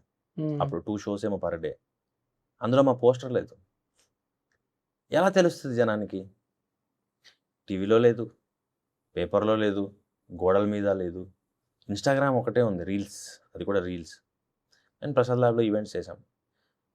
సరే మొత్తానికి రిలీజ్ చేసాం, మంచి పేరు వచ్చింది. తర్వాత ఫోన్స్ వచ్చాయి కొన్ని ఇండస్ట్రీ వాళ్ళ నుంచే. వాళ్ళు డిస్ట్రిబ్యూషన్లో ఉన్నారు, ప్రొడక్షన్లోనూ ఉన్నారు. చాలా గొప్ప సినిమా తీశారు మీరు క్యాష్ చేసుకోలేకపోతున్నారు, దీన్ని స్పీడ్ పెంచండి, బయటికి వెళ్ళండి, ఖర్చు పెట్టండి, మీకు డబ్బులు వస్తాయి అని. తెలియదు ఏం చేయాలో. వాళ్ళ కాల్స్ ఎక్కువ బాధ పెట్టాయి. Helplessness basically. సో ఏంట్రా ఇది అనిపించిన టైంలో టైం అయిపోయింది. 2 weeks అయిపోయింది. సినిమా బయటకు వచ్చే తెలియడానికే 1 week పట్టింది. నెక్స్ట్ వీక్కి ఇంకా అయిపోయింది దాన్ని. మళ్ళీ గద్దర్ అవార్డ్స్ అనౌన్స్ చేసినప్పుడు మళ్ళీ ఒక చిన్న ఆక్సిజన్, ఓకే ఏదో మనం చేసినట్టున్నాం అనేది వచ్చింది. కానీ యాక్టర్కి, ప్రొడ్యూసర్కి, లీడ్ యాక్టర్ అండ్ ప్రొడ్యూసర్, డైరెక్టర్కి ఓకే, డైరెక్టర్కి మార్కులు వచ్చేస్తాయి, మంచి సినిమా తీశాడు అని, సేఫ్ అతనికి ఇంకో సినిమా ఇవ్వచ్చు. కానీ సినిమా ఎప్పుడైతే నంబర్స్ క్రియేట్ చేస్తుందో, ప్రొడ్యూసర్కి బలం ఇంకో సినిమా చేయడానికి, లీడ్ యాక్టర్కి గ్రోత్ వస్తుంది. నాకు నేను నమ్మేది ఏంటంటే, నిన్నటిలాగా రేపు ఉంటే ఈరోజు నువ్వేం చేస్తున్నావు. ఇది మధ్య ఏదో పాటలు కూడా పెట్టారు, ఈ లిరిక్స్ నాకు. అందుకే నాకు ఇప్పుడు ప్రీ వెడ్డింగ్కి ముందు, ప్రీ వెడ్డింగ్కి తర్వాత లైఫ్ గొప్పగా ఏం మారిందంటే ఏం మారలా. ఇవన్నీ ఇప్పుడు నేను చేసిన ప్రాజెక్ట్స్, ప్రీవియస్ ప్రాజెక్ట్స్ ఎప్పుడో ఒప్పుకున్నాయి. బిఫోర్ ప్రీ వెడ్డింగ్ ఒప్పుకున్నాయి, before pre wedding shoot start చేసినవి కూడా ఉన్నాయి. సో ఆ మార్చగలిగే శక్తి ఉండి కూడా దాన్ని మేము ఎన్హాన్స్ చేయలేకపోయాం, క్యాష్ చేసుకోలేకపోయాం అనిపించిన పెయిన్ అంతే. దానివల్ల అంత హ్యాపీగా ఏం లేదు. హర్ట్ అయ్యారు. బట్ ఈసారి అది ఫిక్స్ చేసుకోవచ్చు. నేను ఈసారి మోర్ కాన్ఫిడెంట్గా ఉన్నాను. ఏంటంటే ప్రమోషన్స్, రిలీజ్ ప్లాను అండ్ ఒక ఎక్స్పీరియన్స్ ఉన్నవాళ్ళు వీళ్ళు. అంటే ఆల్రెడీ సినిమా ఫీల్డ్లో ఉన్నవాళ్ళు కాబట్టి వీళ్ళకి ఏం చేయాలి, ఎలా చేయాలో తెలుసు. కాబట్టి నాకు కొంచెం ధైర్యం ఉంది. స్టిల్ ఎల్లుండి రిలీజ్, ఎల్లుండి ప్రీమియర్. నాకు ఆల్రెడీ ఫీవర్ స్టార్ట్ అయింది. అంటే నాకు ఇది ఎవ్రీ మార్చ్లో ఉండేది జనరల్గా చిన్నప్పటి నుంచి. నాకు ఇప్పటికీ క్యాలెండర్లో మార్చ్ కనబడితే ఒక భయం. ఏంటంటే అది ఎగ్జామ్స్, అది ఫెబ్లో ఇంటర్మీడియట్లో ఉన్నప్పుడు అవి ల్యాబ్ స్టార్ట్ అవుతుంది, మార్చ్లో ఎగ్జామ్స్ వస్తాయి. కానీ 10th, ఇంటరు, డిగ్రీ, పీజీ ఏదైనా సరే ఈ మార్చ్ క్యాలెండర్లో ఎగ్జామ్స్ ఉండడం కామన్. అది ఇప్పటికి నేను చదువుకొని చాలా కాలం అయింది. ఇప్పుడు నాకు ఎవడు ఎగ్జామ్ పెట్టాడు, కానీ మార్చ్ కనబడగానే ఒక రకమైన భయం. అది ఇప్పుడు థియేటర్కి కూడా వచ్చింది. అంటే సినిమా రిలీజ్ అప్పుడు రిలీజ్ డేట్ ఎప్పుడైతే ఫిక్స్ అవుతుందో అది దగ్గరకు వస్తున్న కొద్దీ టెన్షన్ పెరుగుతుంటుంది. ఫీవర్ వచ్చిన ఫీలింగ్ వస్తుంటుంది. ఏం మాట్లాడుతున్నాము, ఏం తింటున్నాము, నిద్రపాటు సడన్గా మేలుకు వచ్చేస్తుంది. దాని రిజల్ట్ వచ్చే వరకు టెన్షన్ ఉంటుంది. బాగుంది అన్నప్పుడు డైజెస్ట్ చేసుకోవడం 2 రోజులు పడుతుంది. బాగాలేదు అన్నప్పుడు డైజెస్ట్ చేసుకోవడానికి కొంచెం ఎక్కువ టైం పడుతుంది. సో ఒక రకంగా ఎంజాయ్ చేస్తున్నా, ఓ రకంగా కొంచెం ఇబ్బంది పడుతుంది. ఇది యాక్చువల్లీ కొంచెం విచిత్రమైన ప్రొఫెషన్ బ్రో. ఎవరు చెప్పేది, చాలామంది చెప్పిందే, నేను కొత్తగా చెప్పేది కాదు. సక్సెస్ ఆర్ ఫెయిలియర్ రెండు అసలు ఇట్లా బయట ఉన్నాయి పబ్లిక్లో. మిగిలిన ఇప్పుడు ఏ ఫీల్డ్లో అయినా కూడా సక్సెస్ ఫెయిలియర్ అనేది ఉంటుంది ప్రతి మనిషికి. నేను చాలా కష్టపడి పని చేశాను కానీ నాకు ప్రమోషన్ రాలేదు, లేకపోతే నేను ఇంత హైక్ ఎక్స్పెక్ట్ చేస్తే ఇంత హైక్ రాలేదు అనేవి ప్రతి పర్సన్కి ప్రతి ఫీల్డ్లో బిజినెస్ ప్రాఫిట్ మార్జిన్స్ అనేవి ఉంటాయి. కానీ అవి పెద్ద తెలియవు బయటకి. వాళ్ళకి తెలుసు, వాళ్ళు బాధపడడమో వాళ్ళు సంతోషపడడమో ఉంటుంది. ఈ సినిమా అనే దాంట్లో ప్రతిదీ అసలు లిటరలీ బయట ఉంటుంది కదా. నాకేంటంటే ఒక వీడియో ఏదైనా ఇంటర్వ్యూ ఏదైనా చేసి ఆ ఇంటర్వ్యూ నేను బాగా వచ్చింది అనుకుని అది కానీ ఎవడు దేకకపోతే నెక్స్ట్ ఇంటర్వ్యూ అప్లోడ్ చేసేదాకా పెట్టే తొందరగా నెక్స్ట్ చేసి తొందరగా అప్లోడ్ చేసేయాలనే ఫీలింగ్ ఉంటుంది. బికాజ్ ఎంత చేసినా ఎన్ని వందల ఇవి చేసినా కూడా ఎందుకో మనం సెల్ఫ్ వర్త్ని ఆ లాస్ట్ సక్సెస్తోనే అటాచ్ చేసుకుంటాం. అంటే ఇక్కడ audience end of the day వాళ్ళ డబ్బులు, వాళ్ళు కష్టపడి సంపాదించే డబ్బులు, ఏది కొనాలి ఎందుకు కొనాలి వాళ్ళకు ఒక జడ్జ్మెంట్ ఉంటుంది. అండ్ ఎప్పుడైతే ఓటీటీలు పెరిగిన తర్వాత ఇంకా స్మార్ట్ అయ్యారు. ఏంటంటే నిజంగా బాగుంటే ఆర్ ఫేవరెట్ హీరో ఉంటే మౌత్ టాక్తో ఉంటే పోతారు, లేకపోతే ఓటీటీలో చూస్తారు. స్ట్రెయిన్ అక్కర్లా, ట్రావెల్ చేయక్కర్లా, పాప్కార్న్లు, ట్రాఫిక్ సిగ్నల్స్ ఇవేం గోవలేదు, ఇంట్లో కూర్చొని చూడొచ్చు. ఇలాంటి టైంలో ఇప్పుడు యాక్టర్కి ఎవ్రీ రిలీజ్ కూడా ఛాలెంజే. అండ్ నాలాంటోడికి ఇంకా పెద్ద ప్రాబ్లం ఏంటంటే నాకు ప్రమోషన్స్ చేయడం చాలా పెద్ద ప్రాబ్లం. నాకు ఏం మాట్లాడాలో తెలియదు. మీరు చెప్తున్నా, మీరు చాలా చక్కగా చాలా బాగా మాట్లాడుతున్నారు. మీరు మాట్లాడుతుంటే వింటూ ఉండాలని ఉంది. ఏమో అంటే ఈ రీల్స్, కొన్ని ఇన్స్టాగ్రామ్ రీల్స్ అని, తర్వాత ఇంటర్వ్యూలు అని, స్టేజ్ మీద మైకులు ఇస్తూ నాకు ఒక రకమైన ఇబ్బంది ఉంది. నాకు మేబీ ఆ పాతది ఒకటి ఉంది కదా, గోడ మీద పోస్టర్ వేస్తారు, పేపర్లోనేమో నేడే బ్రహ్మాండమైన విడుదల అని థియేటర్లో లిస్ట్ వేస్తారు. ఇది వేస్తే బాగుండరా బాబు నా సినిమాల వరకు అనిపిస్తుంది నాకు. ఛాన్సే లేదు బ్రో.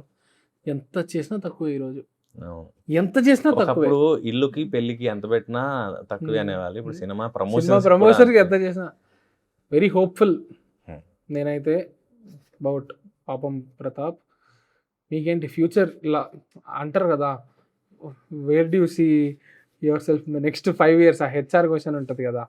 ఏం లేదు బ్రో, నాకు ఒకటి ఏంటంటే ఇప్పుడు 2 కథలు బాగా నచ్చాయి. ఒకటి హారర్, ఒకటి సూపర్ హీరో.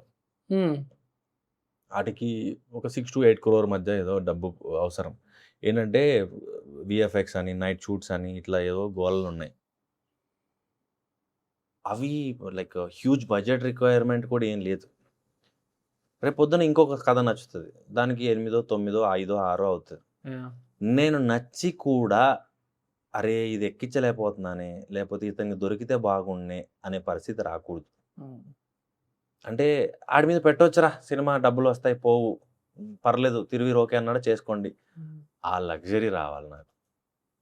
అదే where do you see next అంటే అదొక్కటే నేను చూడగలిగాను. నాకు నచ్చిన కథలు చెప్పడానికి ఈ డబ్బు అనేది అడ్డుపడకూడదు.